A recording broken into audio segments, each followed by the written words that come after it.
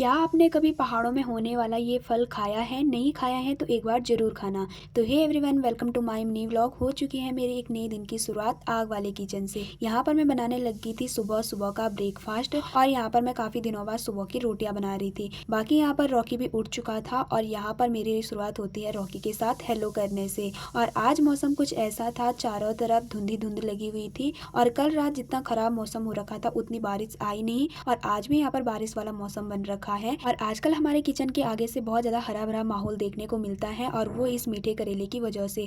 और वैसे मीठे करेले तो अभी यहाँ पर लगे नहीं हुए हैं और यहाँ पर चचेने के फूल भी लग रहे हैं क्योंकि यहाँ पर चचेने की बेल भी बोई हुई है, इसीलिए फिर मैंने किया यहाँ पर सफाई का काम। और रॉकी तो सुबह सुबह के नज़ारे देख रहा था। अंदर की सफाई करने के बाद मैंने बाहर की सफाई भी स्टार्ट कर दी थी। सारे घर के काम निपटाने के बाद रोज की तरह मेरी तैयारी हो गई थी घास के लिए जाने की। और जैसे मैं घास के लिए जाती हूँ तो रॉकी एकदम खड़ा हो जाता है तैनात कि ये कहाँ जा रही है। और आजकल काफी हद तक ये झंगोरे की फसल भी पक चुकी है। बाकी यहाँ पर रास्ते में मुझे मिला एक छंछरी का पेड़, तो मैंने भी अपनी बचपन की याद ताजा करने के लिए यहाँ पर 2 छंछरी निकाल दिए थे और ये बहुत ज्यादा मीठे और रसीले होते हैं। और जैसा इसका नाम है ना वैसे ये भी है, बिल्कुल क्रंची टाइप का नाम भी है और स्वाद भी ऐसा ही है। अगर आपने ये चीज खाई है तो मुझे कमेंट में जरूर बताना। बाकी मैं पहुंच चुकी थी अपने धारे के पास और यहाँ पर हमारा प्राकृतिक जल स्रोत धारा, और यहाँ धारे के पास में एक बड़ा सा तूड़ का पेड़ भी है। बाकी इस पर एक प्रसिद्ध लोकगीत भी है, हमारा धर्म की तोड़ी डाली, आपने सुना होगा। अगर आप लोगों ने हमारा लोकगीत सुना है तो कमेंट में जरूर बताना। बाकी यहाँ रास्ते में चलते चलते मुझे मिले लंगड़े, लेकिन आजकल इनको कोई भी नहीं निकालता है क्योंकि लगातार बारिश के कारण इनमें कीड़े पड़ जाते हैं। और वैसे तो मैं दूर के खेत में जा रही थी घास निकालने के लिए, लेकिन घर के पास इतने सारे बंदर आ गए थे और वैसे भी मुझे किचन गार्डन की रखवाली करनी थी,